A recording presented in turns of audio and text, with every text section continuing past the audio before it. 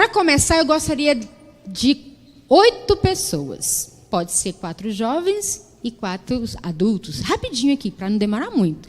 4 voluntários, ou 8 voluntários. Fiquem aqui assim.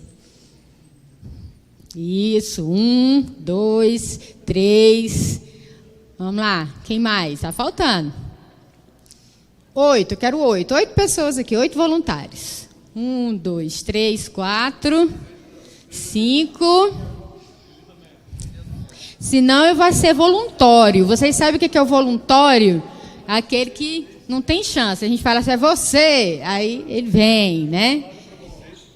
É isso aí. Então vamos lá. 1, 2. Vamos ver se completou. 1, 2, 3, 4, 5, 6, 7, 8. Amém. Vamos ficar juntinhos aqui, ó. Juntinhos. Amém. Então, peraí, já vou dizer o que vocês vão fazer.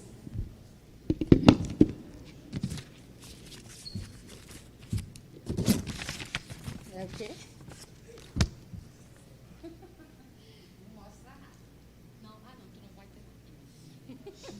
Tu não mostra aí, não mostra. Não mostra aí. Não. Certo. Agora sim, vou contar até 3, aí vocês vão mostrar, certo? Vai contar assim, beleza? Aí vocês que estão aqui, vocês vão observar da irmã Mari para lá. Não vai de lá para cá, mas é daqui para lá, beleza? Pode agora mostrar. 1, 2, 3. Vocês conseguem ler? Aqui vocês conseguem ler? Sim. Aqui? Sim. E aqui? Sim. E aqui? Não. Já não, né? E aqui? E aqui? E aqui? E aqui? Amém. Agora eu pergunto para vocês, o que vocês conseguem entender daí? O que vocês conseguem entender daí? Olhando daqui para cá. Analisando daqui para cá. O que vocês conseguiram entender daí? Ah, tá, desculpa, pastor, é verdade, amém. O que vocês conseguiram entender daqui? Olhando da irmã Amália para lá. Ó, o Samuel, né, ele não tem nada.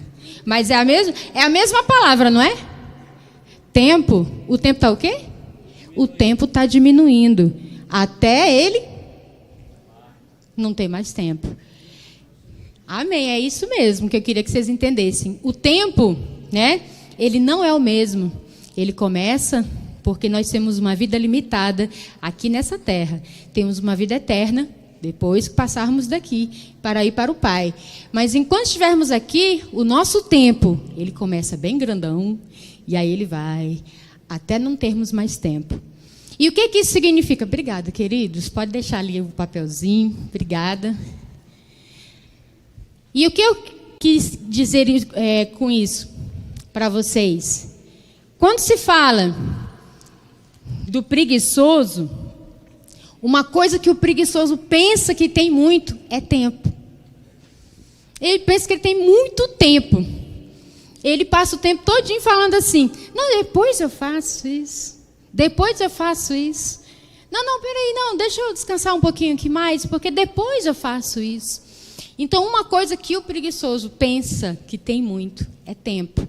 Mas a gente observou aqui que a gente não tem todo o tempo do mundo. Que o nosso tempo, ele é limitado. E aí, no iniciozinho da nossa lição, que hoje é a lição número 5, tem um texto que eu achei bem interessante, e ele fala assim: quem de nós ainda não sentiu aquela terrível sensação de frustração por ter algo que deveria ter feito?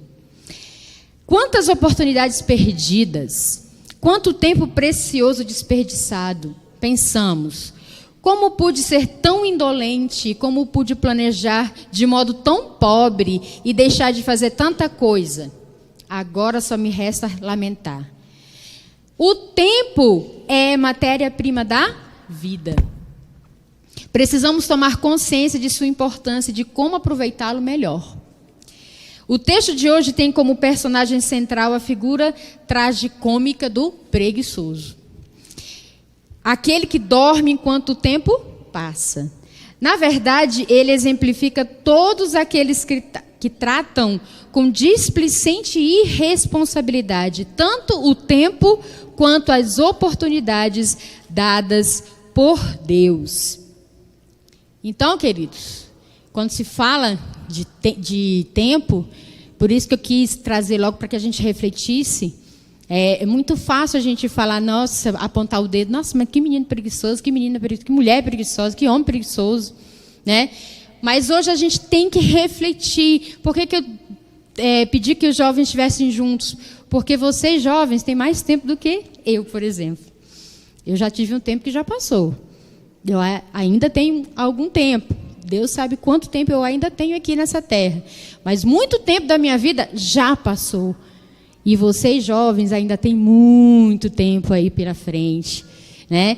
Então, vamos ver o que a palavra de Deus fala sobre isso para vocês, né? Então, como eu falei, o tempo é o que o preguiçoso acha, né, que tem. Ele diz assim, eu vou dormir. Não, deixa eu assistir um filme. Não, deixa eu jogar mais um pouquinho. Não, deixa eu jogar só mais um pouquinho, mãe. Eu tenho um lá em casa que é uma benção. Eu faço assim, deixa eu jogar só mais um pouquinho, aí eu vou. Fica sempre... Não, espera acabar, né? Espera acabar, que aí eu vou fazer o que eu tenho que fazer. Né? Fazer uma atividade, fazer um trabalho em casa, me ajudar com alguma coisa, estudar. Não, depois eu faço. Né? Fica isso.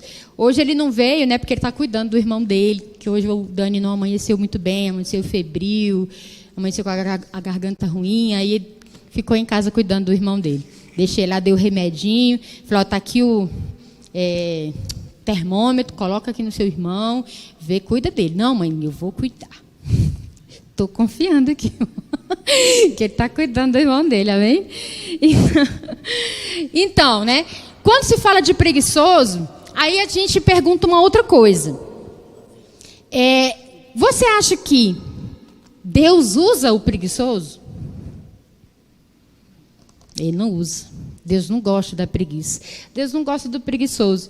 Vamos só comprovar, vamos só fazer uma lembrança aqui dos homens de Deus que foram chamados por Deus. Eles eram todos homens desocupados? Não era. Por exemplo, Moisés.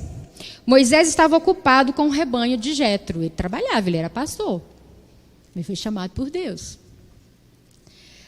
Gideão, ele estava debulhando trigo junto ao lagar de vinho, mas foi chamado por Deus para um propósito. Eliseu estava arando a terra com 12 juntas de bois e foi chamado por Deus. Saul estava procurando as jumentas de seu pai quando foi chamado por Deus. Davi pastoreava o rebanho de seu pai também. Ele não estava à toa. Neemias estava servindo vinho ao rei. Pedro e André estavam lançando as redes ao mar.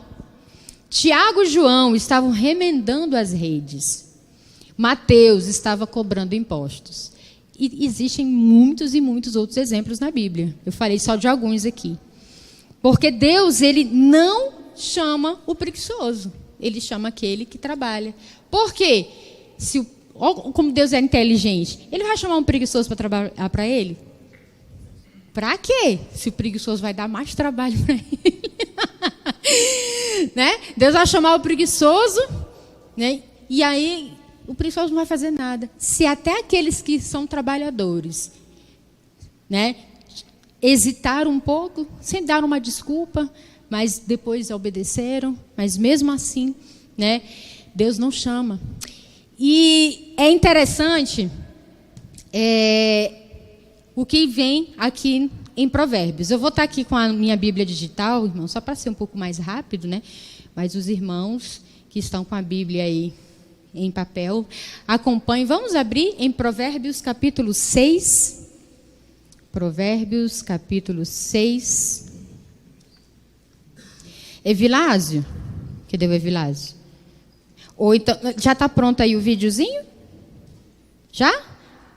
Tá, mas ainda não coloca não. Na hora que eu falar ok, aí você coloca para nós, tá bom? Beleza. Provérbios, capítulo 6.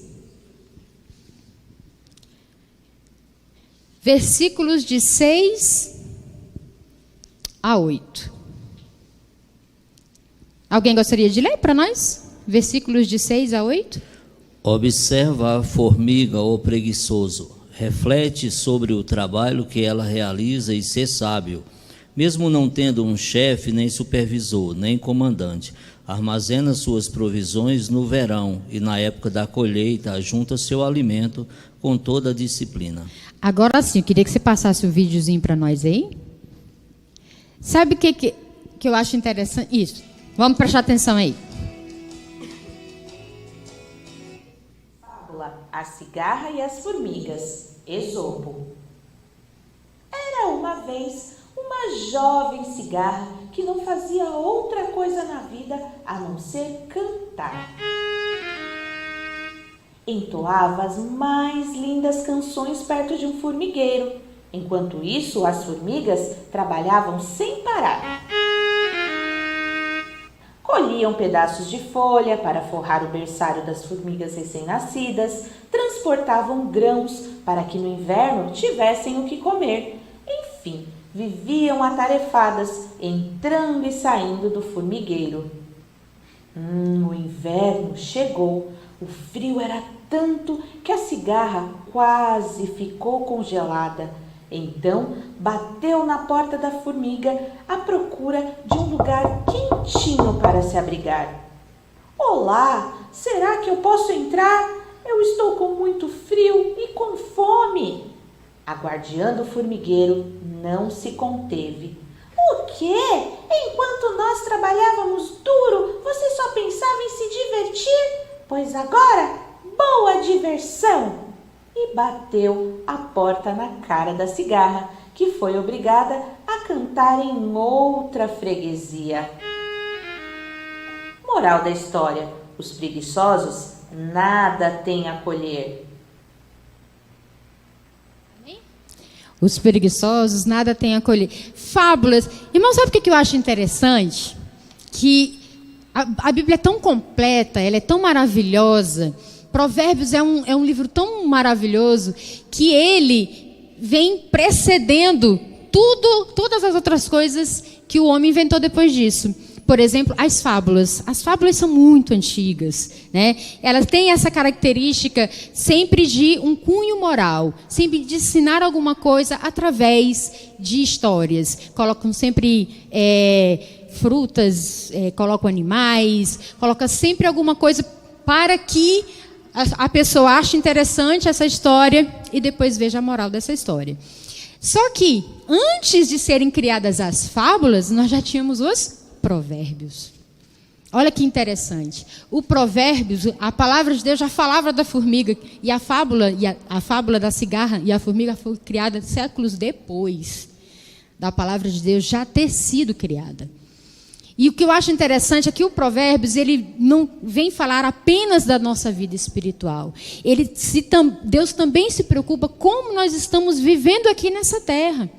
Como é que está sendo a nossa vida, como a gente está planejando, como a gente está vivendo, né, a nossa vida secular também. Ele se preocupa com tudo. E quando a gente vê aqui, nesse versículo, vai ter com a formiga...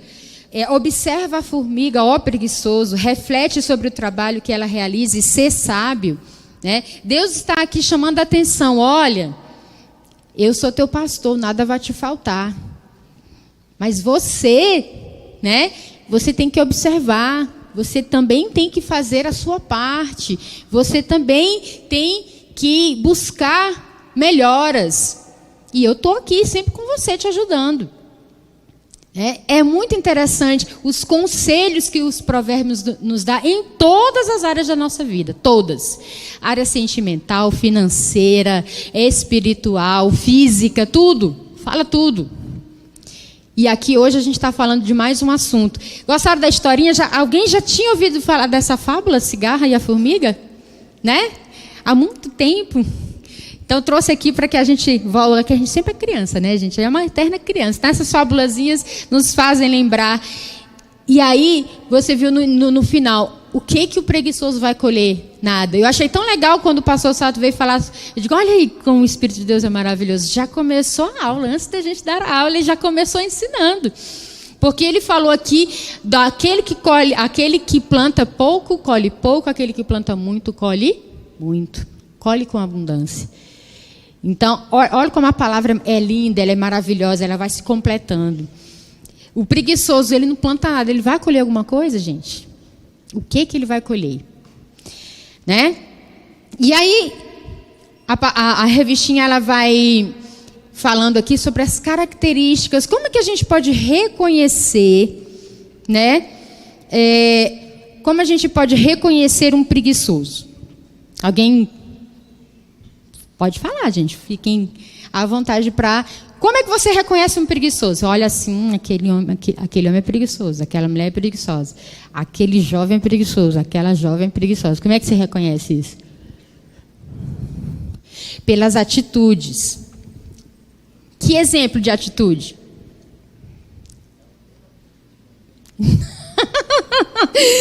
Um exemplo, não ter atitude nenhuma. É isso mesmo. É a primeira característica que a revistinha vai nos trazer, ou seja, falta de iniciativa. Uma pessoa preguiçosa, o preguiçoso, ele não tem iniciativa de nada. Ele não faz nada. Ele vê o problema, ele vê a situação e ele permanece ali, ó. Sentado, fica. Os outros que façam alguma coisa. Eu não vou fazer nada. E aí... Exatamente.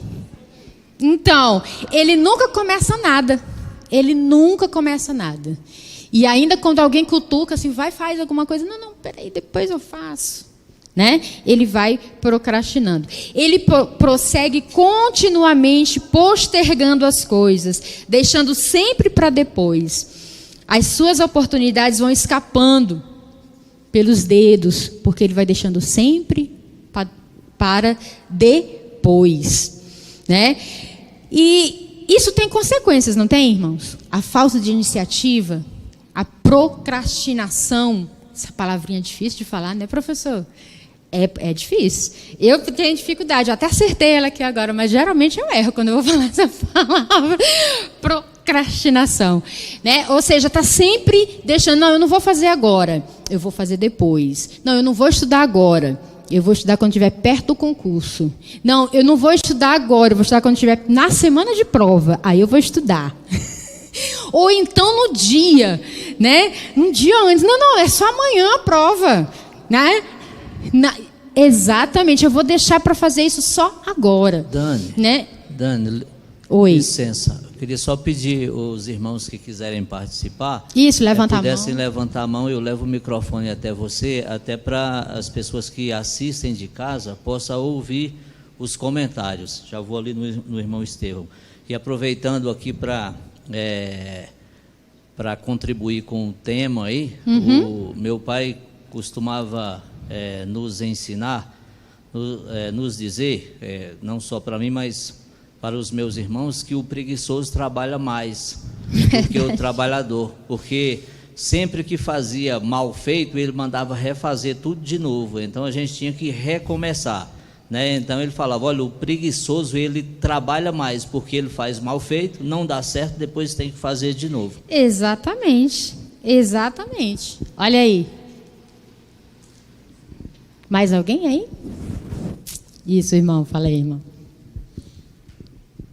A paz do Senhor, irmãos. Amém. Vamos voltar ali na fábula, que é muito interessante.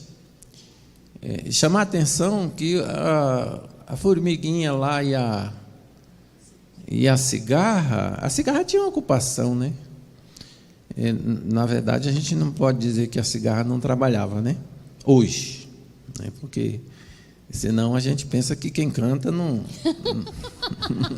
Quem é músico, né? Quem é músico não faz nada, os músicos não fazem nada, então parece que não cabe bem. Então, está levando a vida na viola. Então, é que está levando a vida só na diversão. Numa boa. Parece que a questão é não dentro do processo da preguiça exatamente, mas no processo de direcionar aquilo que você precisa para a sua vida, não é? E assim, pode ser que a cigarra, na hora de cantar, não tivesse objetivos, né? Ela sabia fazer aquilo. Então, é uma coisa de não direcionar o que quer, ou seus objetivos, traçar objetivos, planejar algo para a vida, pode não ser preguiça exatamente, é uma falta de competência de fazer isso, né? Porque o preguiçoso mesmo, ele entra num processo de moleza. Então, quando a gente fala disso, nós, os pais, temos uma contribuição bem grande nisso, hoje, atualmente. Porque a gente não manda o menino arrumar a cama, a gente não manda o menino fazer nada, a criança está sempre protegida para não fazer nada. Amém. Eu sempre acho que o processo esse processo de empurrar o seu filho para ser alguma coisa depende dos pais, não é? Que hoje virou. Antigamente o pai metia o rei e o botava para frente. Não, mas bater hoje não pode. E aí a gente criou aquela síndrome de não, meu pai me bateu, não vou bater no meu pai corrigiu demais, e culpa sempre o pai para não fazer com o filho, para não dar direção aos filhos. Né? Então, ficar no computador não é exatamente preguiça. Ficar eternamente com o celular não é exatamente preguiça. Mas torna-se um indivíduo sem objetivo, sem clareza no que ele quer. E eu costumo muito lembrar de criança de roça, porque fui criança de roça. 4 anos de idade a gente já tocava gado para a roça. E enchia os potes d'água, e lascava lenha, e cozinhava feijão, e etc. Porque os pais eram uma situação que botava para fazer. Hoje a gente não dá muita direção para os filhos, e acaba hoje o cabra com 30, 35, 40... E até 50 anos com a mamãe armando os lençóis dele, as porcarias dele. Então, é porque a gente quer mesmo, né? E a gente contribui com isso. Quando o filho está com 18 anos, não, mamãe, eu vou embora, eu vou morar não sei aonde, eu vou embora para os Estados Unidos. Aí a mãe agarra, não vai não. Deixa o moleque ir para o mundo, né? Porque é isso que acontece. A gente protege demais e estamos criando uma geração preguiçosa. Verdade. Eu, pelo menos, não tenho esse pecado, viu? Porque lá em casa eu ponho negócio, aí a confusão é outra, entendeu? Não, mãe, mas faz, o negócio faz. Continuação da preguiça, né? O povo tem um provérbio popular, né? Que a preguiça é a chave da pobreza. Exato. A gente vai falar sobre isso aqui já no início, aqui na lição ainda. É isso mesmo. A preguiça é o início, é a chave da pobreza. Fala. A irmã quer falar. Pais e irmãos, bom dia. E complementando o que o irmão falou a respeito de não ter objetivos, né? Que não há nada pior do que ser a pessoa errada no lugar certo e na hora certa. Então, quando nós deixamos de nos preparar para as oportunidades que virão, a gente pode até ser aquela pessoa certa, para aquele momento certo, para aquela hora certa, mas se nós não estivermos prontos para aquilo, a oportunidade vai passar, a hora vai passar, né? E, às vezes, a gente clama tanto, Senhor, me dá uma oportunidade, me dá uma estratégia, me dá um ministério, me dá um dom, me dá um talento, e nós enterramos, né? Nós procrastinamos, nós deixamos para depois. Quantos de nós têm promessas de Deus e fica esperando que aconteça, sem fazer nada por isso, né? Enquanto o povo de Israel ele estava no deserto e clamavam, e o Senhor falava, por que clamas a mim? Diga ao povo que marche, né? Então, o Senhor tinha uma promessa para aquele povo, mas o Senhor exigiu uma atitude dele, e às vezes deles, né? E isso cabe a nós também, estarmos prontos para o que o Senhor tem para fazer através de nós. Termos iniciativa, né? Essa semana, eu falando com o Vinícius, eu usei uma frase que eu acho que todo mundo conhece, que diz: tempos difíceis fazem homens fortes, tempos fáceis fazem homens fracos. Em relação a esse tema aí, o que eu vejo talvez a diferença da geração da minha geração e talvez a geração dos meus pais para a nossa geração hoje, acho que os irmãos que são mais de idade um pouquinho vão entender o que eu estou falando. Por exemplo, a própria modernidade, ela faz o homem ficar preguiçoso. A própria modernidade em si, ela já causa preguiça nas pessoas.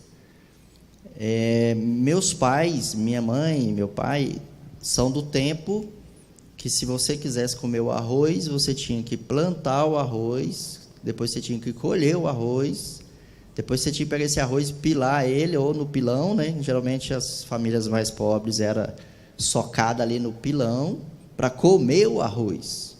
Hoje nós somos uma geração que vai no supermercado e compra um arroz pronto, limpo, que é só você colocar, né, o óleo na panela, ali o tempero, joga o arroz lá dentro, pronto, está feito.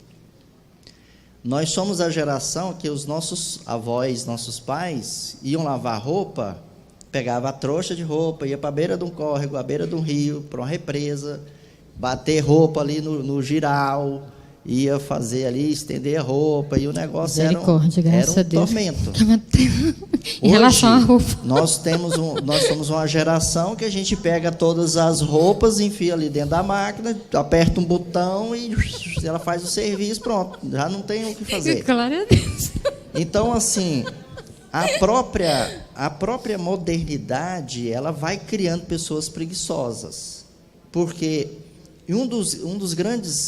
das grandes consequências disso é que as pessoas não aprendem a ter rotina, não aprendem a ter disciplina, não aprendem a ser colocadas, como os irmãos, o professor falou ali, o nosso irmão, elas não são colocadas nunca a entrar dentro de uma vida de disciplina e de responsabilidades. O grande mal que nós temos hoje, que a nossa geração não sabe o que é uma responsabilidade. Porque um pai de família, por exemplo, um rapaz que quisesse casar há 50 anos atrás, ele já ia pensando assim, eu vou casar, mas eu vou ter que plantar o arroz para poder sustentar a minha família. E naquela época não tinha métodos anticonceptivos, não tinha nada, e as famílias eram igual o coelho, né? Estava gerando filho todo ano, tinha um filho novo chegando. Então, isso meio que obrigava o pai de família a ir para a roça e trabalhar, buscar meios, buscar recursos. Se hoje a gente tem uma geração, conforme o nosso irmão falou, em que nossos filhos têm a cama para dormir, está com fome, tem o pão em cima da mesa, está com fome, tem o biscoito, tem a bolacha, está tudo pronto. Então, eles não são treinados, a vida não os obriga a entrar nessa vida de responsabilidade muito cedo. Então, assim, a gente vai protelando, e acontece o que o professor falou. Aí chega 16, chega os 18, chega os 20, chega os 25, chega os 40. Enquanto tiver alguém colocando a comida no prato, enquanto tiver alguém dando a roupa para vestir, enquanto a pessoa tem onde morar, e ali está tudo muito agradável, muito bom, qual é a motivação que a pessoa, aquele ser humano vai ter de falar, eu vou encarar a vida? Esses dias a gente estava falando de pessoas com histórias bonitas, né? Hoje temos muitas pessoas que têm uma história bonita. A pessoa saiu lá da roça, hoje ele é um oficial do exército. A pessoa saiu lá da roça, hoje ele é dono de uma grande empresa. A pessoa saiu lá do meio do nada, hoje ele é um executivo, ele é um advogado, ele é um doutor. Mas por quê? Porque essa pessoa, desde cedo, ela foi colocada sobre obrigações. Se foi justo ou não foi, não sei. Só sei que essa pessoa, às vezes, ela foi obrigada a trabalhar muito cedo, ela foi obrigada a cuidar de alguém muito cedo, ela teve que ser responsável por alguma coisa muito cedo, e isso meio que forçou ela a tirar dela aquilo que ela precisava ser. E hoje nós caminhamos numa geração diferente, que nós não estamos colocando essa geração sob responsabilidades. Porque, como eu falei, como o irmão falou, se ele levanta, o pão está na mesa, ele levanta, come o pão, deita no sofá, vai para o computador e fica o dia todo, e não arruma sua cama, não lava seu prato, não lava o tênis, não tem obrigação nenhuma de pensar, eu tenho que trabalhar para trazer a roupa para me vestir, para eu cuidar. Aí entra no casamento, não sabe o que é cuidar de uma família, não sabe o que é as responsabilidades do lar, Por quê? Porque a vida está criando assim, um monte de facilidades. Só que esse monte de facilidades cria uma geração preguiçosa também, até espiritualmente. Uma geração que não se vê responsável por nada. Ela acha que não tem obrigação de orar, ela não tem obrigação de jejuar, ela não tem obrigação de ter relacionamento com Deus, porque ela não sente responsável por nada.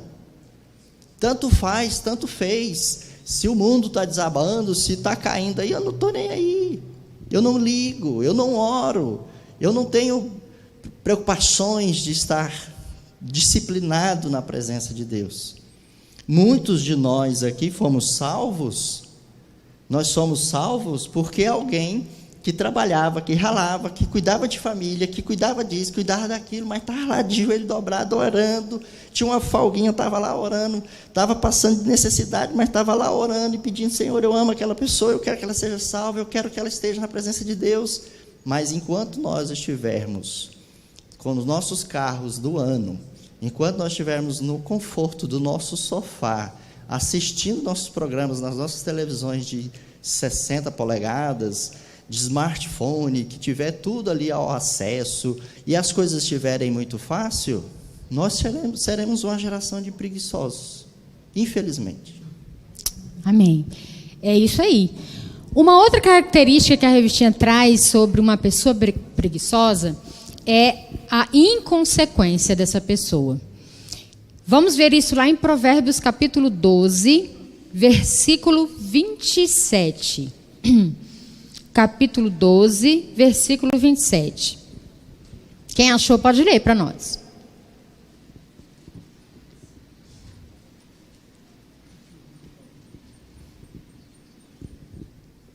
E aí outra pessoa já abre lá em Provérbios 19, 24.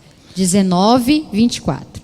Então quem 12, 27 pode ler aí para nós. O preguiçoso não assará sua caça, mas o bem precioso do homem é ser ele diligente. Isso. Na minha tradução assim, mas o diligente dá valor a seus bens, né? Ou seja, ele é inconsequente.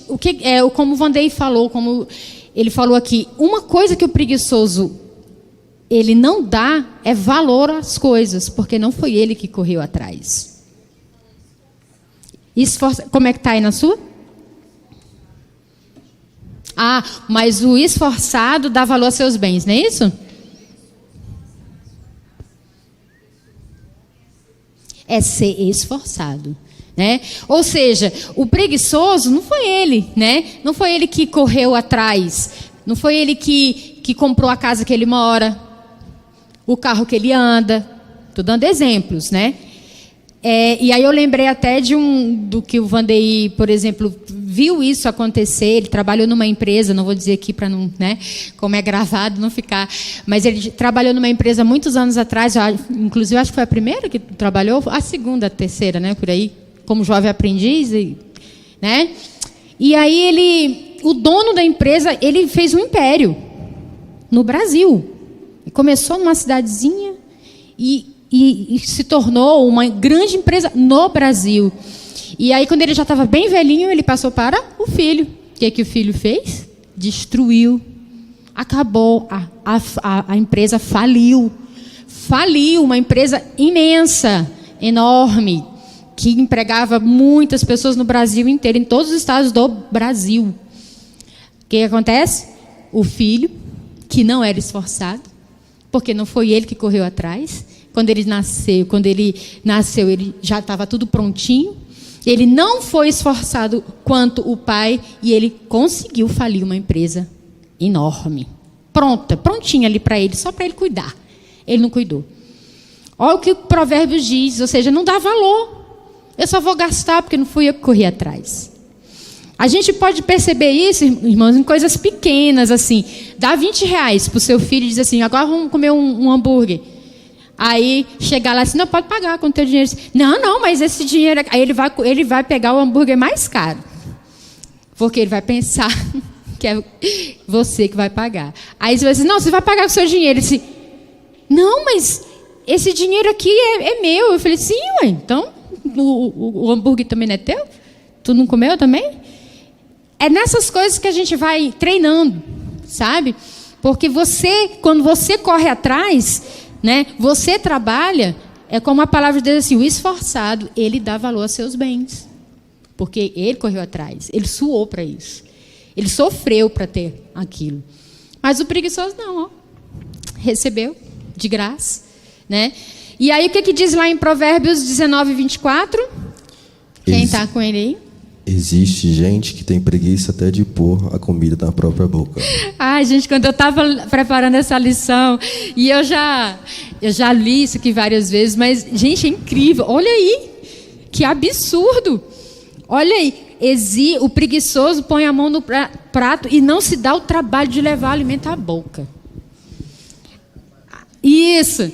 Não, o que tem? Tem banana, está descascada? Descasca para mim, né? Aí a gente pensa que isso aqui é um absurdo, mas isso não acontece? Não acontece? Eu falei assim, eu estou com uma fome, né? Uma fome. Já, ó, tem pipoca, pode fazer a pipoca, tem pão, vai lá, esquenta o pão, tem o queijo e tudo. Ah, eu tenho que fazer? Tem que fazer. Mas graças a Deus tem para fazer. Entende? Aí tem gente que é tão preguiçosa que até para comer, preparar a sua comida, o seu lanchinho ali, tem tudo lá, mas tem que preparar. Ele não quer preparar. Mas se você fizer, ele é o primeiro, está lá. Ei, daí. Ah, está preparado. E isso, né, a Bíblia vai nos dizendo, gente, vamos prestar atenção. Olha o que você está fazendo da sua vida. Você está sendo inconsequente. Né? E a inconsequência, ela traz, né, o preguiçoso nunca termina nada. Ele caça o animal para a refeição, mas não se dedica a seu preparo. Assim a caça apodrece antes que saboreie, e sua comida se esfria antes que coma, né? É o comentáriozinho aqui da revistinha. Mas trazendo para exemplos da nossa vida, gente, eu fiquei refletindo, e é mesmo. Às vezes, tá, como a irmã falou, às vezes a oportunidade aparece, mas você não sabe fazer nada. Você não se preparou para nada. Né? Você às vezes não sabe nem falar direito. E aí como é que você quer? Como você quer galgar sucesso na sua vida se você não se esforçar? Você tem que se esforçar. Nós não temos outro caminho. Até o reino de Deus, Jesus falou assim, esforçai-vos. Até para o reino de Deus. Né? Fala aí, irmã. Irmã, só para complementar, né? Que às vezes a gente fala assim, nada cai do céu. Aí só para a gente lembrar, né, que o Senhor enviou o maná caído do céu, mas o povo tinha que descascar o maná. Né? Então, nós muitas vezes queremos as promessas, mas nós não queremos ter o trabalho de descascar aquilo que o Senhor entrega para nós. Exatamente. Uma outra característica que a gente observa aqui na revistinha é as desculpas esfarrapadas. Ei, mas preguiçoso dá desculpa. É igual aluno, né, irmão? Né, professor? Igual aluno. Eu nunca vi uma espécie de gente que dá mais desculpa, uma espécie de gente assim específica, como aluno, que é para dar desculpa. Não, professora, eu não tive. Ele mata todo mundo. Ele mata a mãe, ele mata o pai, ele mata a tia, a avó, ele mata o cachorro. O meu cachorro quase morreu esse final de semana, não deu para fazer o trabalho, não sei o quê. Ele dá desculpas assim, sarrapadas. E olha o que o provérbio diz aqui. Em Provérbios 26, versículo 13, diz assim: o preguiçoso alega, há uma fera violenta no caminho, um leão feroz rondando pelas ruas. Ou seja, eu não vou fazer isso, porque tem uma fera lá e eu vou morrer se eu fizer isso. Tem perigo, não posso fazer isso. Né? Dá uma desculpa esfarrapada, uma razão que não existe para não fazer alguma coisa. Né? Quem é militar aqui sabe que também recruta, é outra espécie de gente rara. Também dá umas desculpas assim maravilhosas. Não, eu não fiz isso porque né, aconteceu isso e aí não deu para, né, não deu para fazer a missão. Por que não deu? Aí vai dando as desculpas. Filho, né, irmã?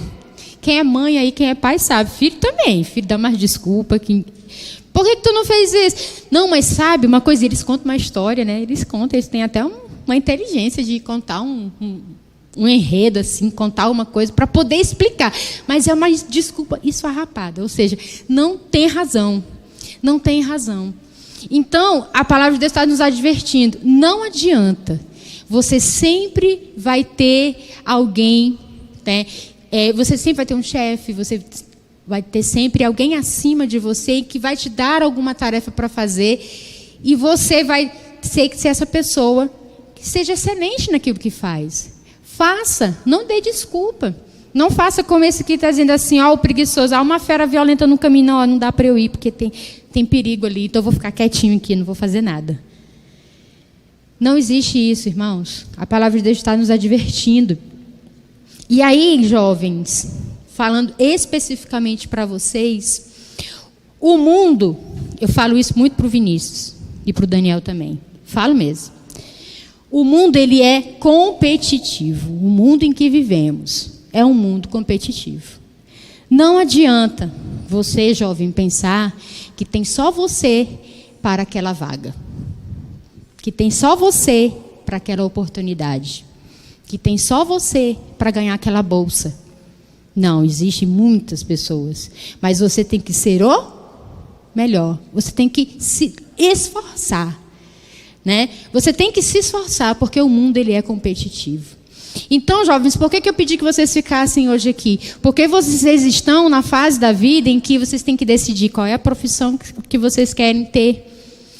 Ou quem já está fazendo faculdade, se você está se esforçando para ser um profissional de sucesso. E um profissional de sucesso, jovens, não é aquele profissional bonitinho, arrumadinho, não. É um profissional responsável, é um profissional disciplinado, é um profissional que sabe aquilo que está estudando.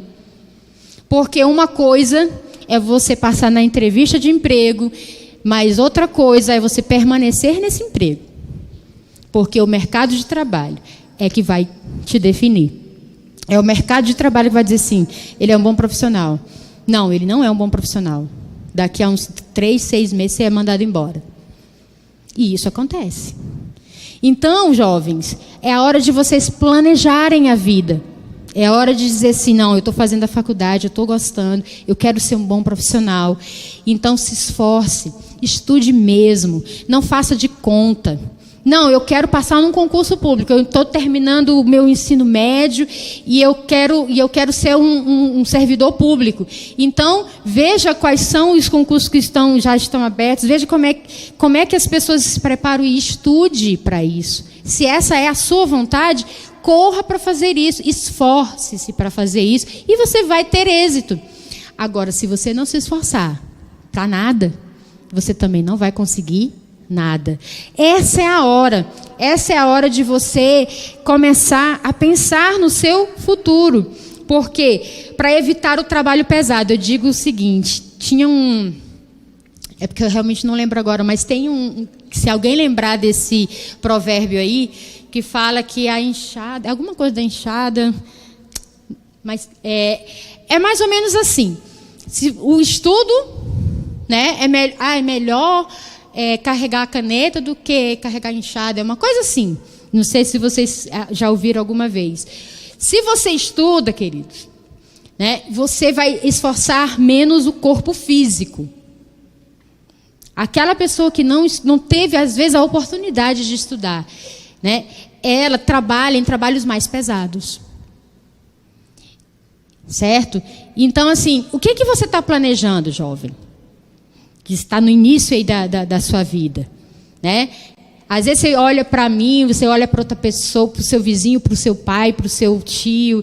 Nossa, como é que ele conseguiu chegar aí? Certeza não foi sentado num sofá, nem na frente de um computador jogando. Foi se esforçando. Entende o que a palavra está querendo dizer? A gente tem que planejar. A gente, como o irmão falou, tem que ter um objetivo. E qual está sendo o seu objetivo? Fala, André.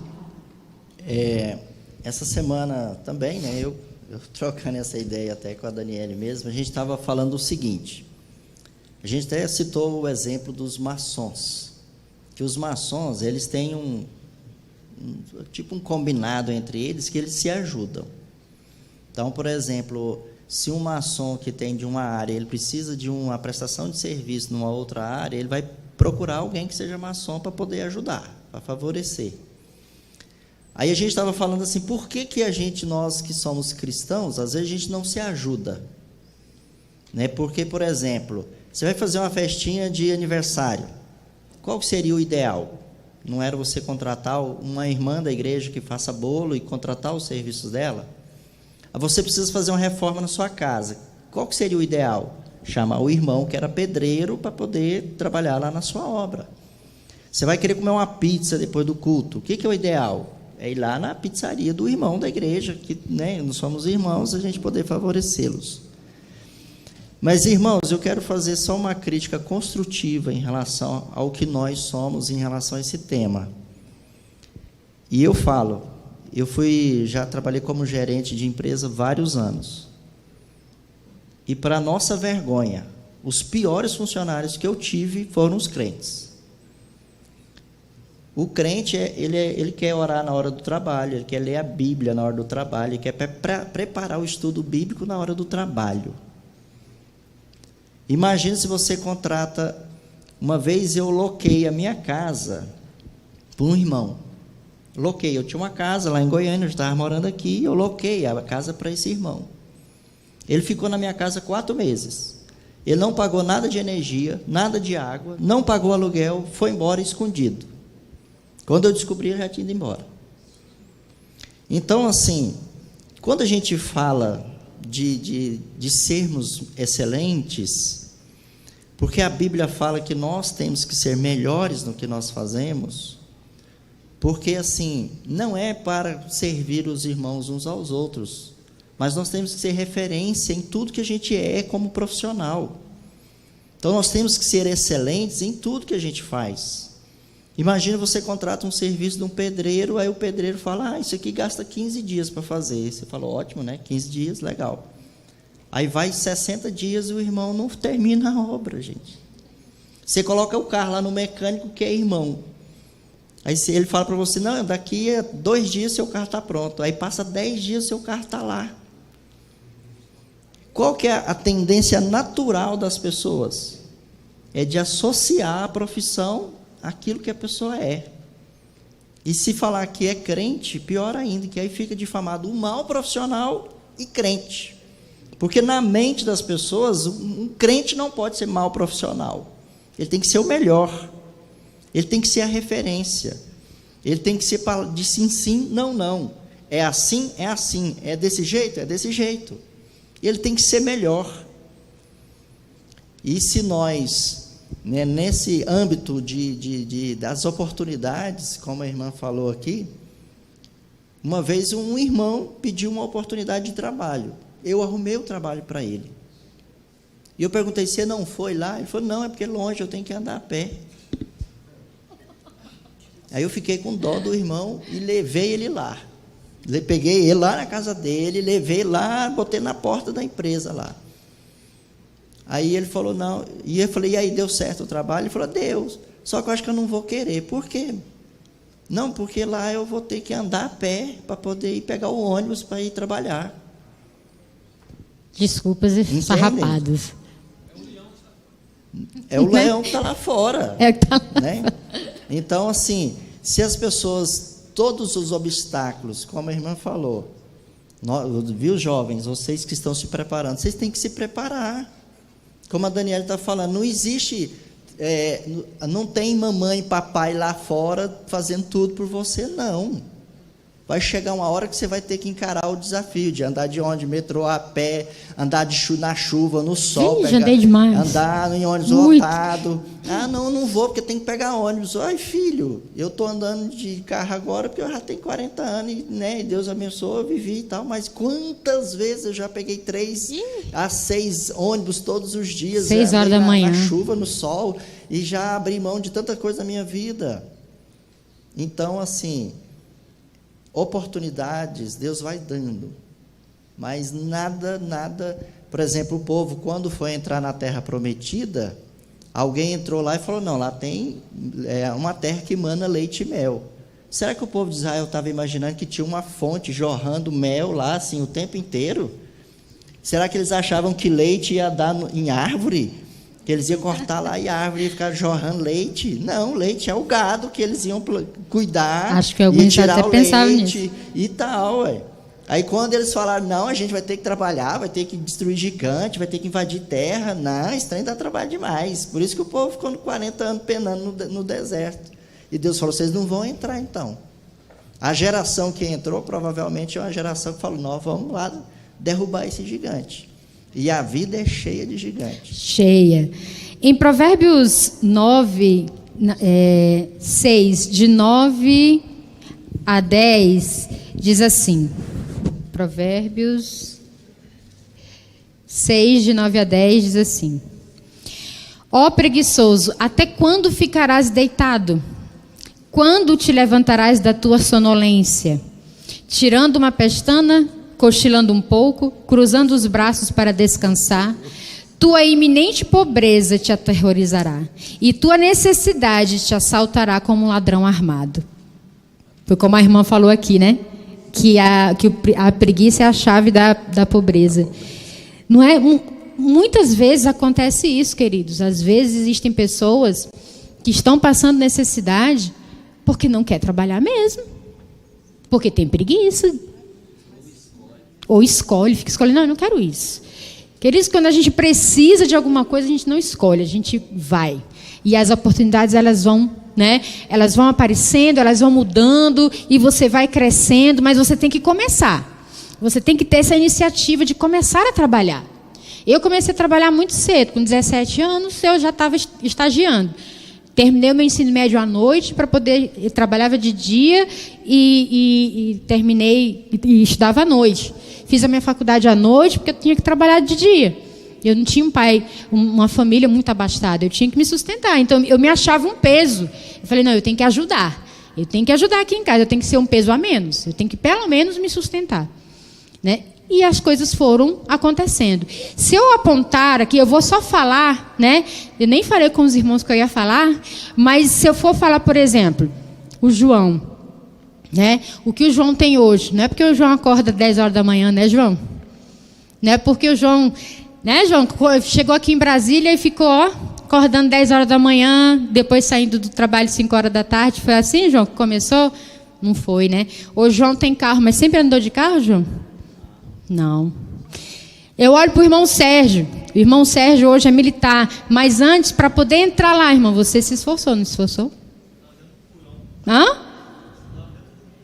Olha aí. Tá vendo, queridos?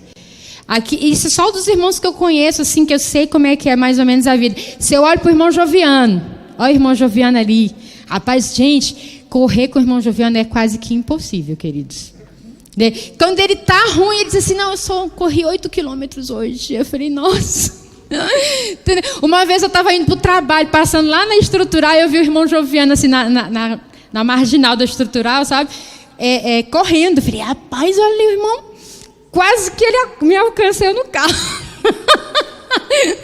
Eu olhando o irmão Joviano. Mas o irmão Joviano vem de uma família simples, né, irmão? Hoje ele é bombeiro, mas ele conseguiu, hoje ele é advogado. Fez faculdade, né? E aí foi porque o irmão acordava muito tarde, né, irmão? Acordava tarde, não tinha disciplina, né? Não se esforçou para passar no concurso, né? Mas ele vem de uma família simples. Mas ele disse assim, eu quero mais. Eu quero mais. E para conseguir esse mais, eu sei que eu tenho que me esforçar. E ele se esforçou. E tinha assim a comidinha na hora, né? A mãe fazendo tudinho na hora, né, irmão? Não tinha, eu conheço um pouco da história do irmão Joviano. O irmão Samuel, esse homem abençoado, que toca aqui maravilhosamente bem, né? Vem de uma família simples também. É bombeiro, também se esforçou muito para passar no concurso. Ele toca bem porque ele treina. Pensa no homem que treina, é disciplinado, né? Naquilo que faz. Hã? Não é uma cigarrinha. Não é uma cigarrinha. Ele não é uma cigarrinha. Ele se esforça muito naquilo que faz. E se a gente for falar aqui de outros irmãos que eu não conheço, mas com certeza, né, tem uma vida e se esforçou para chegar. Viu, jovens? Enquanto vocês olham, né, o pastor Sato, não conheço muito do pastor Sato, mas o pastor Sato é militar, mas ele sempre fala que vem de uma família de agricultores e que foi para a academia e foi muito fácil, né? Foi tudo muito fácil, né, pastor? Não foi. Então, às vezes, você olha assim para a vida das pessoas que já está, né, numa certa idade e fala assim, nossa, foi tudo fácil, é tão bom, né? Ver o irmão lá todo fardado, bonitinho, todo, né, chega aqui e, nossa, foi fácil. Não foi fácil, jovem. Não foi. Então, você está numa encruzilhada agora, viu, jovem? Ou você escolhe ser esforçado e Deus vai estar contigo o tempo todo. Ou você vai viver o que a palavra diz assim: tua iminente pobreza te aterrorizará e tua necessidade te assaltará como um ladrão armado. Por quê? Porque você não faz nada. E eu não estou querendo dizer aqui, irmãos, que só ser servidor público é que é o caminho. Não. Nós temos vários irmãos aqui que não são servidores públicos, mas que têm uma vida confortável. Mas não começou assim. Um dia eu andei falando do ônibus, né? Eu estava com os meninos, a gente estava no carro, e eu acho que era mais ou menos umas 6 horas da tarde, tudo, e estava chovendo, e eu olhando para o ônibus, assim, a gente parou, estava no sinal, e parou, e eu olhei assim para o ônibus, e veio assim na minha mente, eu digo, Senhor, muito obrigado, porque eu não estou mais no ônibus. Mas quanto tempo, irmãos, eu andei de ônibus, quanto tempo na chuva, andar de ônibus na chuva. Nossa, só quem já andou sabe como é ruim. Eu também já aconteceu isso comigo. Já fui várias vezes para a escola, lá em São Luís do Maranhão, andando. Aí a gente tinha éramos 4 coleguinhas e hoje eu estou sem passagem. Eu também não tenho, não. Então, bora andando. Aí a gente já saía mais cedo, que era mais ou menos uma meia hora de caminhada para chegar lá, né? E aí a gente... Já fiz isso várias vezes, quando não tinha passagem de ônibus. Eu fiz isso muitas vezes. Também já passei por isso. Aí os meninos chegaram e olharam assim, nossa, mãe, a senhora andava de ônibus? Eu falei, ixi, muito. Olha assim, muito. Porque os nossos filhos, às vezes, quando vê a gente numa situação hoje, pensa que a gente já nasceu com carro, que já tinha carro, que já tinha, né? Mas não sabe. Então é importante a gente falar isso para eles. Se você não nasceu em berço de ouro, como eu não nasci, né? E aí o que a gente tem hoje, a gente dá valor porque a gente se esforçou para isso, né? Como a palavra de Deus a gente leu aqui, a gente tem que falar isso para os nossos filhos, porque isso é incentivo para eles. Olha, vocês também vão conseguir, mas vocês têm que se esforçar para isso. Alguém quer falar aí? Fala aí, irmão. Tá. Eita, glória. Eu de novo, né, irmãos? Eu gosto assim. Sei que a irmã Daniela também é professora. Uhum. E não existe um lugar assim que a gente possa deixar de não falar. E hoje a gente tem um problema sério, mesmo na idade que eu estou, trabalhando há muito tempo. Tem a história hoje do assédio, né? A gente começa a dar conceito para os meninos, daqui a pouco é tido como assediador. Mas eu falo para eles, o menino de escola pública, que fica satisfeito com 5. Eu falo na cara de pau, 5 é maldição. Você está se autodestruindo com 5. Boicotando, né? Fica uma satisfação danada. E ainda tem a história de arredondar. 4,8 arredonda para 5. Para esse menino passar, coitadíssimo. Eu até escrevi uma crônica sobre o coitadismo, né? No ano 2020 foi um coitadismo danado que se criou em cima das crianças. Todos eram coitados, miseráveis, tadinho. E agora em 2022, já para 2 anos da pandemia, eles continuam esperando que sejam aprovados no final do ano, sem contar as faltas e sem não sei o quê. Com 5 miseráveis. Eu falo assim, a miséria dos 5 não te aprova em lugar nenhum depois dessa escola. Após esse portão, você não vai ser aprovado com 5 em lugar nenhum. Em lugar nenhum, porque tem muita gente boa de 10. Faz um concurso público, tem todos os aprovados, são quase todos 10 na relação de nota, e depois vem então não consegue, e aí eu digo que a nota 5, a média 5, estabelecida pelo poder público para a escola pública, é uma forma de o governo deixar você na marginalidade. Você é marginal, você vai ficar lá na margem, porque você não fica satisfeito com o 5 e você não se esforça nunca mais para fazer nada. É o pai que bota o filho aqui do lado, e tadinho, coitadinho, ou a mãe que vira galinha cobrindo até 40 anos, está cobrindo o cara, e ele não se esforça, ele não vai se mexer, porque está muito confortável. Então, ser aprovado, o ensino médio, o cara sai no ensino médio com média 5, e aí eu fico pensando, onde é que vai? Que faculdade que vai fazer? Aí vai para a Fafifó aí qualquer, e aí sai com... Verdade. Um mau Não vou dizer profissional. o curso mais procurado, né, que a gente encontra às vezes. Já fiz faculdade. O que foi que você fez? Eu fiz. Pode dizer? Pedagogia. Pode. Aí eu fico pensando, meu Deus, formou em pedagogia? Eu falei para uma menina que às vezes encontrei com ela, está fazendo enfermagem. Eu falei, Deus me livre de chegar no hospital onde você esteja. Falei na cara de pau, assim, porque Deus me livre, vai aplicar óleo em vez de outra coisa. Então, irmão, é uma coisa muito séria. Mas você não pode agora falar com os meninos em determinadas circunstâncias, porque você é tido como assediador, como não sei o quê, e etc. Então, nós vivemos uns tempos muito difíceis e que a juventude tem que, por si só, dar um estalo e dizer o que quer e arrumar o que quer, e alguns pais que queiram ajudá-los a fazer isso, né? Você está dizendo essa história de andar de ônibus, de andar...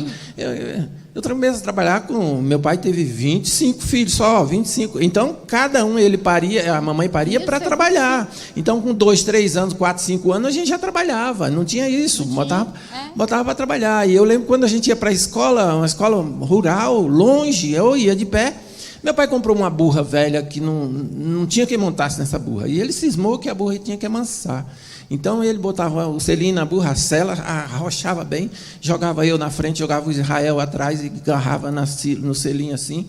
E a gente achava bom, cutucava a burra e parava na escola. De volta para montar nessa burra, era uma luta lá na escola. Porque meu pai ajudava a me montar aqui.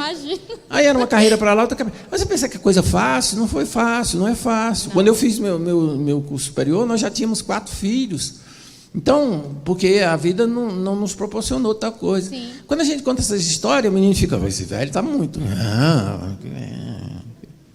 Mas é verdade, vai dormir, vai ficar sentadinho lá, tem a cama confortável, tem tudo. É dormir em rede furada, e vai por aí.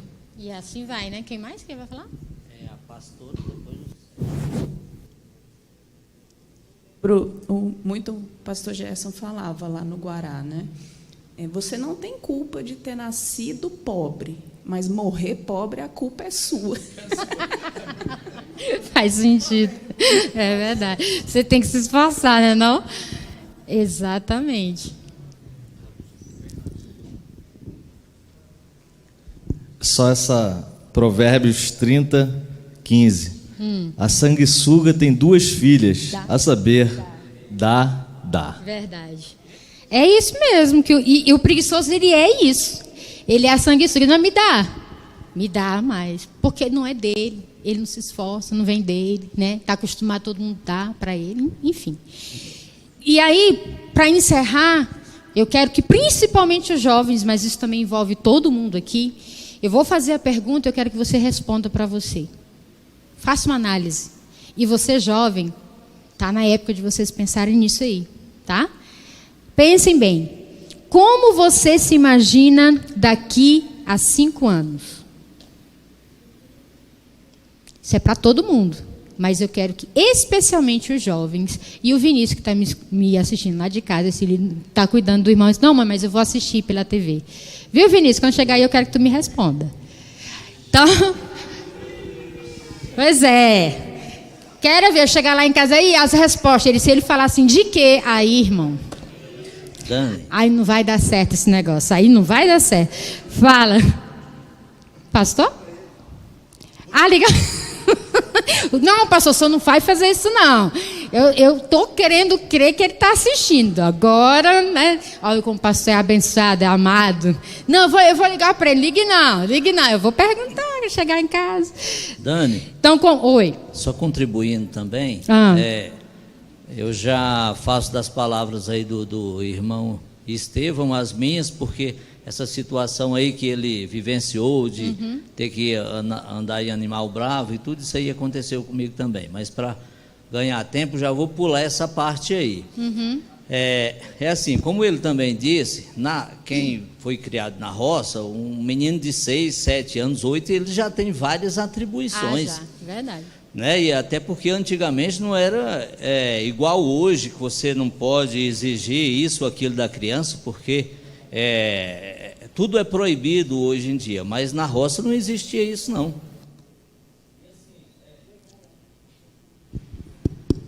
E assim, a gente tinha antes de ir para a escola, ou a cavalo, ou a pé, que era uma distância de 10 quilômetros, 10,5 quilômetros o percurso lá da minha casa até a escola, assim, ou de bicicleta, uma bicicleta que furava o pneu, não tinha como remendar, que provavelmente ninguém vivenciou isso. A gente puxava a câmara de ar para fora, dava um nó ali onde que ficava o buraco e religava novamente, colocava e enchia a parte que estava boa e saía andando. Era assim que funcionava. A gente tinha várias outras atribuições que tinha que fazer tudo em horário diferente do horário da escola, porque não podia faltar na escola, mas em contrapartida você não podia deixar de ir para a roça, não podia deixar de ajudar o pai, né? O nosso dia de folga, que era o domingo, no domingo era assim, domingo é o dia de folga, mas tinha as atribuições de domingo. Domingo a gente era liberado somente da roça, não iria trabalhar para a roça, mas tinha que fazer reparo na cerca, tinha que procurar uma ovelha, uma vaca que está sumida, durante a semana não dava tempo, nós tínhamos o domingo para fazer isso, então o domingo era folga, né? Então esses trabalhos aí não era considerado como um trabalho, como um trabalho, né? Então assim, para estudar, para ter tempo para estudar para a prova, assim, quantas vezes eu não tive que fazer isso? Não tinha energia elétrica lá em casa, era a base de lamparina. E assim, eu levantava de madrugada, mas o sono, devido ao sono pesado, não dava ali para me manter acordado. Aí qual que era a técnica que me ensinaram na época? Né? Era colocar, ali ficava sentado numa rede, colocava uma bacia com água e os pés dentro da bacia. Bacia com água fria, que aquilo era para despertar, para ter tempo de estudar durante a madrugada, porque ao amanhecer do dia tinha que ir trabalhar e estudar à tarde, né? Assim, e sendo que os trabalhos na época, hoje um trabalho escolar, você entra na internet ali, você puxa o assunto que você quiser, você puxa pronto, até em PDF já, você precisa dar uns respaldos lá para não ser considerado plágio, ou pegar o tema e adaptar, enfim. Naquela época a gente precisava ir para uma biblioteca pública, procurar um livro se tivesse disponível, que a maioria já estava emprestado, pesquisar o tema, ler aquele livro para você conseguir aplicar ali aquele conteúdo. Ou seja, tudo era mais difícil, tudo era mais complicado. Em contrapartida, a gente aprendia mais. Exatamente, porque se esforçava mais, aí você falava com propriedade, porque você falava de um conteúdo que você estudou. Realmente, né? Então assim, tudo com dificuldade, tudo com muita dificuldade, mas a gente olha para trás e vê assim que valeu a pena, foi bom ter sido difícil, né? E verdade. Aqueles que não venceram essa época, mas que hoje em dia podem tirar como lição e fazer o bom uso de tudo que tem disponível hoje para se tornarem profissionais melhores ou alcançarem níveis que nós que viemos dessa classe aí não conseguimos. Exatamente, irmã Abigail. Então, jovens, qual foi a primeira pergunta? Como você se vê daqui a 5 anos? Pensa aí. Samuel Sato, how old are you? Quantos anos você tem? 22. Ó, daqui a 5 anos. Eita, já vai estar casado, será? Está casado, já vai estar na sua casa própria. Como você se vê daqui a 5 anos, né? Então, vê aí. Isso também é para nós, queridos, né? Como é que você se vê daqui a 5 anos também? Mas jovens, principalmente, vocês têm mais tempo. Lembra aqui do tempo? Ó, tempo grandão. Vocês estão aqui no meio. Não, vocês estão mais ou menos aqui no comecinho ainda. Do tempo, ainda tem tempo. Ainda tem muito tempo. Fala, irmã. A paz do Senhor. Eu estava aqui, né, ouvindo e aprendendo. Aplico muito a minha vida, né, tudo que foi falado.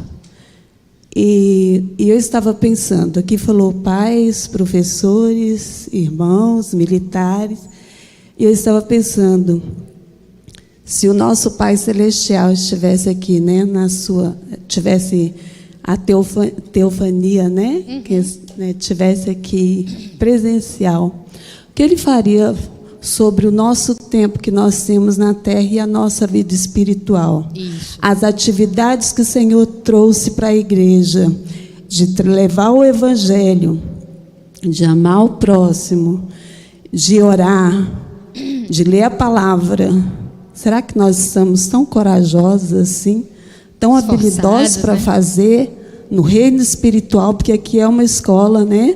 Nós aprendemos, é muito bom, mas nós temos que aprender para a alma. Nós temos que aprender e saber que o nosso tempo aqui na terra está findando, que o nosso maior tempo é na eternidade. Amém. E como nós estamos obedecendo.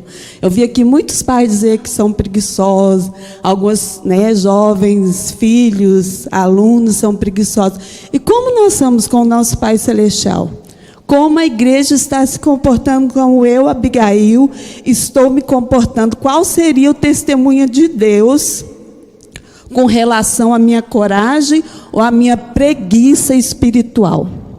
O que o Senhor Jesus Cristo falaria para mim, vou trazer para mim, eu creio que cada um aplica para si, sobre a nossa preguiça espiritual. Né? Eu vi aqui, para estudar, até colocava os pés dentro da água. E para orar? Quanto tempo nós gastamos na oração? Já chega logo o quê? O sono. Quanto tempo? Quando Jesus falou com os discípulos, ele disse: vocês não puderam orar nem 1 hora comigo. Então 1 hora é o mínimo, né? Vocês não puderam orar nem 1 hora comigo. Quanto tempo nós estamos jejuando por semana? Eu tinha um pastor que eu louvo a Deus pela vida dele. Ele dizia para a gente, olha, o crente não pode ficar sem jejuar pelo menos 2 vezes na semana. Então nós temos que pensar nisso, porque a nossa vida aqui, ela é passageira.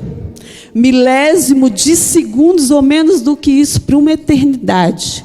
Com Deus ou sem Deus. Às vezes é muito bom, nós temos que lutar por isso, mas a igreja tem que estar atenta para o que nós somos como filhos, o que o Senhor falaria se Ele tivesse que passar o microfone para ele falar sobre a igreja, como o Senhor falaria, como o Espírito Santo falaria aqui sobre Abigail. O que Abigail tem feito? Quanto tempo ela tem lido a Bíblia? Quanto tempo ela tem orado? Quanto tempo ela tem evangelizado o vizinho, o amigo, o irmão? A obediência da Abigail, a preguiça da Abigail. Como seria que o Senhor daria o testemunho? Será que Ele daria o testemunho como Ele deu de Enoque? Enoque andou com Deus e a intimidade foi tão grande que Deus para si tomou. E um dia nós temos que andar com Deus em obediência, porque um dia seremos arrebatados. E eu sempre falo, eu quero que todos aqui participem da igreja invisível, porque não vai ser a igreja visível que vai ser arrebatada, vai ser a igreja invisível, a igreja que realmente obedece. E que não tem deixado a carne, porque a Bíblia diz que a carne milita contra o Espírito. E é a carne que nos faz preguiçosos para não nos alimentarmos e obedecermos o Espírito. Amém? Amém. Que Deus me abençoe. Ore por mim, que eu estou precisando Glória ser a Deus. essa pessoa habilidosa espiritualmente. Exatamente. Eu ia falar um pouco disso, mas já que a irmã falou, e muito bem, é a questão de ter um propósito, já no finalzinho aqui, também espiritual. Provérbios está falando aqui muito sobre a vida secular, de como que a gente está levando essa vida, mas temos que ter também essa importância da vida espiritual. Eu vou só terminar as perguntas aqui, tá bom? Você tem um projeto de carreira a longo prazo? Eu estou fazendo faculdade, eu ainda não estou fazendo faculdade, eu estou terminando o ensino médio, né? Falando especialmente para vocês jovens. Eu vou fazer o quê? Estou no 3º ano, eu vou fazer o quê ano que vem? Eu vou estudar para concurso público? Ou eu vou me dedicar para uma faculdade? Vou fazer escolher uma carreira e vou seguir? Qual é o seu projeto a longo prazo? Não, eu não quero ser nenhuma coisa nem outra, eu vou ser um empreendedor. Eu quero ser um empresário. Por que não? Né? Não, eu pretendo ter uma loja, eu quero ter um restaurante, eu quero ser um empreendedor. Mas você já está planejando isso? Né? Pensa aí, jovem. O que você fará nos anos de vida que lhe restam? É mais para nós aqui agora, né? Algum tempo já passou, a gente ainda tem um tempo. O que a gente vai fazer com esses tempos que nos restam? Né? Vamos pensar. Onde vai morar? Aí, jovem, onde você vai morar? Com os pais? Não é não, né? Tem um tempinho aí, eu já falo para o meu, já está começando a vencer. Mas ele ainda tem um tempo, ele tem 16 anos ainda, né, irmãos? Então, assim, ainda tem, mas eu já falei assim que já começou a contar, né? A ampulheta lá do tempo. Né? Não, pastor, também 2 anos está muito pouco. Mas amém, Deus é que sabe. Mas onde você vai morar, jovem? Quanto você quer ganhar? Isso é importante. Porque é como a gente falou aqui. Eu quero ganhar tantos R$1.000. Mas você está se esforçando para isso? Se você se esforçar, você consegue. Consegue logo na primeira vez? Nem sempre. Às vezes você tem que estar um degrauzinho aí, degrau por degrau, até galgar. Mas quanto você pretende? Né? Tem que planejar. Que estilo de vida você gostaria de ter? Então, planejar é fundamental. Mas não vamos esquecer que os planos, né? O coração do homem faz muitos planos, mas a resposta certa vem da boca do Senhor. Nós temos que planejar, sim. Nós temos que colocar todos os nossos planos também diante do Senhor. Senhor, eu quero ser isso. Eu, por exemplo, irmãos, eu não queria morar em Brasília. Alguns irmãos sabem disso. Mas nós um dia lá em Goiânia, eu morava em Goiânia, eu amo Goiânia. Amo. Se Deus falasse assim, vai para Goiânia amanhã, já estava com a tocha pronta. Porém, Deus não quis. Esse era um plano de eu ficar. E eu fiquei com raiva do Vandeir quando ele veio para cá. Aí eu fiquei com raiva desse homem. Que ele veio, decidiu e ele não pediu a minha opinião. Eu fiquei com raiva dele, deixei ele 8 meses sozinho aqui. Ele disse, tu vai sozinho, eu não vou não. Eu fiquei lá. Homem sábio, né? Aí eu fiquei com raiva, pastor. Mas por quê? Ele orou. E Deus disse, não, eu quero que você vá para Brasília. E quando a gente estava aqui já há um tempo, aí a gente pensou, não, a gente já fez o que tinha que fazer, né, Deus? Então, a gente pode voltar para Goiânia? Oramos de novo. Não, você tem que ficar em Brasília. Eu falei, amém, então eu desisto. Eu tenho que ficar aqui, vamos ficar aqui mesmo. Mas Deus tem honrado, Deus tem nos ajudado, Deus tem sido conosco. Porque a gente coloca, apesar dos nossos planos, Deus está acima de tudo. Lembre-se disso. Viu, jovens? Então, respondam aí. Daqui a 5 anos, como é que você se vê? Você tem um plano a longo prazo? Quanto você quer ganhar? Onde você quer morar? Qual é o estilo de vida que você quer ter? Você ainda tem muito tempo, hein, jovem? Para encerrar, pode falar aí. Aí o pastor já pode vir. Bom dia a todos. Quero dizer que foi muito proveitoso para mim estar aqui, aprender com os irmãos, essa aula, uma aula muito abençoada. E complementando também um pouco do que a irmã disse, que eu creio que também foi uma aplicação tremendamente abençoada. Logo após a primeira multiplicação dos pães e dos peixes, uma multidão encontra com o Senhor Jesus. E o Senhor diz: na verdade, vos digo que vós me buscais não pelos sinais que viste, mas porque comeram o pão e ficaram saciados. Trabalhai não pela comida que perece, mas pela comida que permanece para a vida eterna, porque essa o Pai selou. E um exemplo do que retrata isso é uma parábola que Jesus contou, dizendo que a vida de um homem não consiste na abundância dos bens que possui. Um homem tinha uma plantação que supria as suas necessidades, não somente isso, mas começou a colher em abundância e não tinha celeiro suficiente para guardar o tanto que ele colhia. Chegou à conclusão que deveria construir celeiros maiores, né, e dizer à sua própria alma: come, bebe, descansa, você tem muitos bens em depósito para muitos anos, mas o Senhor lhe disse: louco, essa noite te pedirão a tua alma, e o que você tem preparado, para quem será? O Senhor conclui dizendo que assim é aquele que ajunta tesouros para si, mas não é rico para com Deus. Louvado seja Deus por essa aula. Quero agradecer a todos, em nome de Jesus. Glória a Deus. Eu chego a uma conclusão depois dessa aula. A culpa é da Alexa, do iFood. Você sabe o que a Alexa faz? Tudo. Acende a luz, Alexa. Apaga a luz, liga a máquina. Você está com fome, você chama o iFood. Você não precisa mais preparar a comida, né? O miojo. Enfim. Mas isso que o Brian falou é bem interessante, né? E a gente precisa refletir nisso, que a irmã Abigail falou. É muito interessante porque o que mais importa em nossa vida é o que está por vir, né? Não é o hoje. O hoje é importante, não podemos negligenciar o hoje, mas o nosso futuro na eternidade, aonde estaremos? Pense sobre isso, né? Reflita sobre isso. Tire a preguiça do coração. Tire a procrastinação, né? Não deixe para fazer amanhã o que você deve fazer hoje, né? Não enrole, agilize o tempo, ganha tempo, né? A Bíblia diz que os dias são maus, né? Cada dia que passa a gente está vendo cada dia mais difícil, e a gente precisa aproveitar o tempo, que o apóstolo Paulo fala que nós devemos remir o tempo, né? Devemos aproveitar o tempo.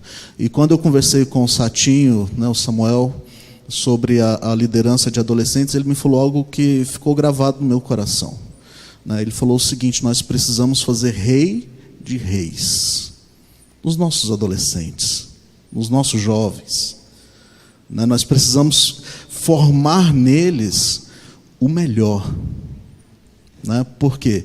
Porque é o que o mundo precisa. Hoje a gente está vivendo um tempo tão complicado, né? A política, vocês estão vendo tudo que está acontecendo, e tudo por conta de não termos formado o caráter dos nossos filhos, né? A gente joga a culpa no sistema, a gente joga a culpa no governo, a gente joga a culpa em tanta coisa. Mas a culpa é dos pais que não formaram o caráter dos seus filhos. E aí vê tanta coisa acontecendo. Que Deus nos ajude. Que Deus nos dê graça e que possamos romper e vencer